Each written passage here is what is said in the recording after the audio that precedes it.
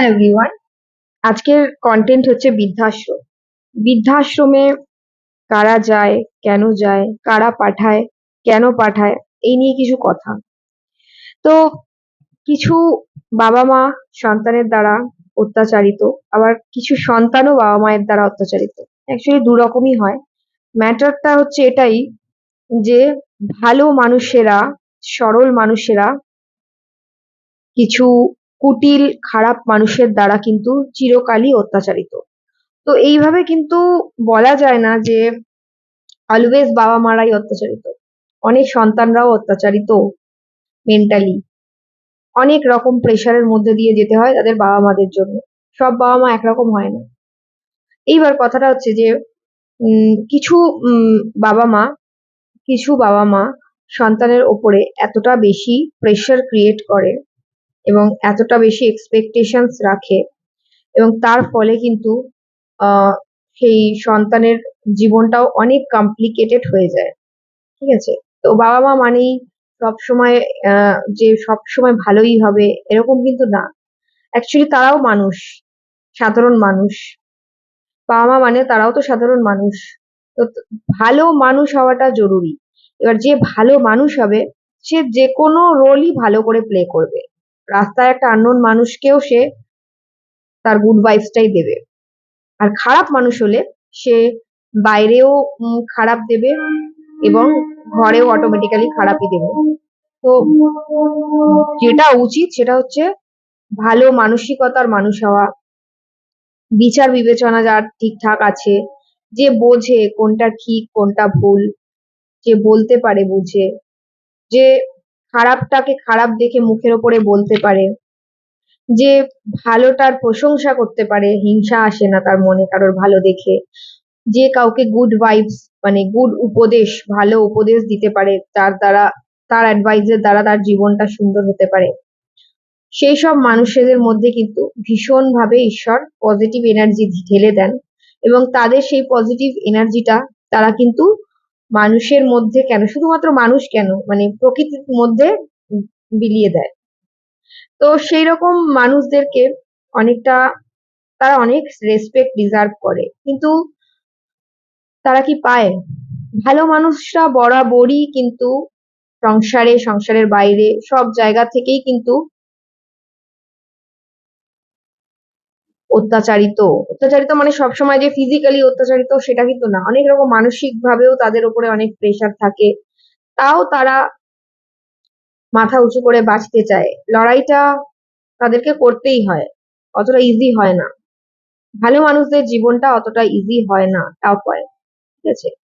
আর কিছু বাবা মাদের মধ্যে কিন্তু অনেক লোভ লালসা থাকে। তারা এটা কিছুতেই বুঝতেই চায় না যে কিছুই পার্মানেন্ট না। আজকে সন্তানের হাতে যদি নিজে থেকে একটা বয়সের পরে যদি নিজে থেকে আমরা অধিকার তুলে দিই যে নাও আমার বয়স হয়েছে এখন তুমি এটা সামলাও, তখন কিন্তু তার মানে সন্তানের চোখে তার সম্মানটা অনেক গুণ বেড়ে যায়। কিন্তু অনেকেই সেটা সেই বিশ্বাসটা করতে পারে না। অবশ্যই নিজের সন্তানকে একটু চিনে নেওয়ারও প্রয়োজন আছে। চিনে নিয়ে যদি সে ঠিকঠাক হয়, যোগ্য হয়, তাহলে তাকে একটু স্পেস তো দেওয়াই যায় এবং দেওয়া উচিতও। আদারওয়াইজ তার মনে কিন্তু, সন্তানের মনে কিন্তু একটা বাবা মায়ের প্রতি একটা কিন্তু ডিসরেসপেক্ট তৈরি হয়, যেটা কিন্তু তাদেরকে, তারা যখন সুযোগ পায় তখন কিন্তু সেই বাবা মার দিকে তার সেই মোহ বা মায়াটা কেটে যায় এবং সেক্ষেত্রে তারা নিজেদের জীবনে ব্যস্ত হয়ে কিন্তু বাবা মাকে হুম বৃদ্ধাশ্রমে যে পাঠানো এটা উচিত না। কখনোই বাবা মাকে বৃদ্ধাশ্রমে পাঠানো উচিত না। বাবা মাকে সবসময়, সন্তান যখন ছোট থাকে তখন একটা সন্তান হোক বা 10টা হোক, বাবা মা কি করে সব সন্তানকে সমানভাবে নিজের কাছে রেখে মানুষ করার চেষ্টা করে, ভালোটা দেওয়ার চেষ্টা করে। তো সেই রকম করে কিন্তু ছেলে মেয়েদের আমাদেরও উচিত বাবা মাদেরকে যোগ্য সম্মান দেওয়া এবং নিজেদের কাছে রেখে ভালো করে রাখার চেষ্টা করা। তো তবুও সব মানুষ তো এক হয় না। কিছু কিছু মানুষ অত কিছু ভাবে না। তো নচিকেতার বৃদ্ধাশ্রম গানটা শুনলে ভীষণ কষ্ট হয় যে ভালো বাবা মারা কেন এত কষ্ট পাবে। আহ কিছু বাবা মা অনেক ভালো থেকেও কিন্তু ভালোটা পায় না, আবার অনেকে আছে যে অনেক অতটাও ভালো না কিন্তু ভালোটা পাচ্ছে।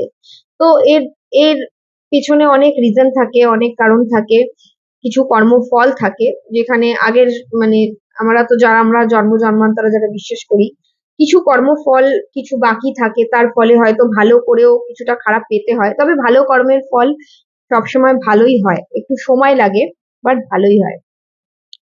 তো নচিকেতার যে বৃদ্ধাশ্রম গানটা একটু গাই। ছেলে আমার মস্ত মানুষ, মস্ত অফিসার, মস্ত ফ্ল্যাটে যায় না দেখা, এপার আর ওপার, নানান রকম জিনিস আর আসবাব দামি দামি, সবচেয়ে কম দামি ছিলাম একমাত্র আমি। ছেলের আমার প্রতি অগাধ সম্ভ্রম, আমার ঠিকানা তাই বৃদ্ধাশ্রম, আমার ঠিকানা তাই বৃদ্ধাশ্রম, আমার ব্যবহারের সেই আলমারি আর আয়না, সেসব নাকি বেশ পুরনো ফ্ল্যাটে রাখা যায় না, আমার ব্যবহারের সেই আলমারি আর আয়না, সব নাকি বেশ পুরনো ফ্ল্যাটে রাখা যায় না। ওর বাবার ছবি ঘড়ি ছড়ি বিদে হলো তাড়াতাড়ি, ছেড়ে দিল তাকে খেলো পোষ বুড়ো ময়না, স্বামী স্ত্রী আর অ্যালসেশিয়ান, জায়গা বড়ই কম, আমার ঠিকানা তাই বৃদ্ধাশ্রম।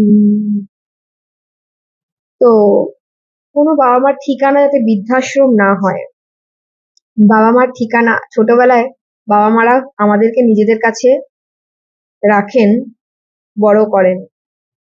বাবা মাদের যখন বয়স হয় তখন আমাদের উচিত কি, যেইভাবে ওনারা আমাদেরকে বড় করেছেন, কাছে রেখেছেন, ওনারাও তো আমাদের কোনো অরফানেজ হোমে ফেলে দিতে পারতেন বা বাইরে কোনো জায়গায় ছেড়ে দিতে পারতেন, তাই না? বাট বাবা মারা তো সেটা করে না, তাহলে সন্তানের কি উচিত, বাবা মাকে আদর যত্ন দিয়ে সুন্দর করে রাখা, বৃদ্ধাশ্রমে না পাঠানো। তবে এটা বলছি না, কিছু কিছু বাবা মাও অনেকটাই স্ট্রং অ্যান্ড অনেকটাই ডেঞ্জার হয়, অবশ্যই হয়। আমি নিজের এক্সপিরিয়েন্সে দেখেছি অনেকটাই, তাই বললাম। আহ ভালো মানুষেরা না সব মানে সন্তান হতে পারে, বাবা মা হতে পারে, বা যে কোনো কেউ হতে পারে, ভালো মানুষেরা সত্যিই সব জায়গায় নির্যাতিত।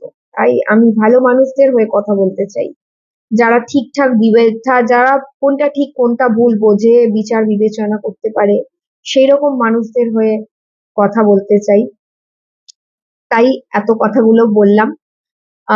ভগবানের কাছে এটাই প্রার্থনা, আমাদের যাতে সঠিক বিচার বিবেচনা বোধ হয় এবং কোনটা ঠিক কোনটা ভুল বুঝতে যাতে পারি। সবসময় যে বাবা মা মানে সেই ঠিক বলছে বা বড় বলে সেই ঠিক বলছে, ছোট ঠিক বলছে না, এটা কিন্তু না। অনেক ছোটরা যদি বুদ্ধিমান হয়, যদি ঠিক কথা বলে, তো সেটাই গ্রহণযোগ্য, এবং সেই ছোট ছোট বাচ্চাটিও সম্মান পাওয়ার যোগ্য। তো সম্মান বয়সে না, সম্মান মানুষের ব্যবহারে, আচার বিবেচনা বোধে, মানুষের কর্ম দিয়ে পেতে হয়।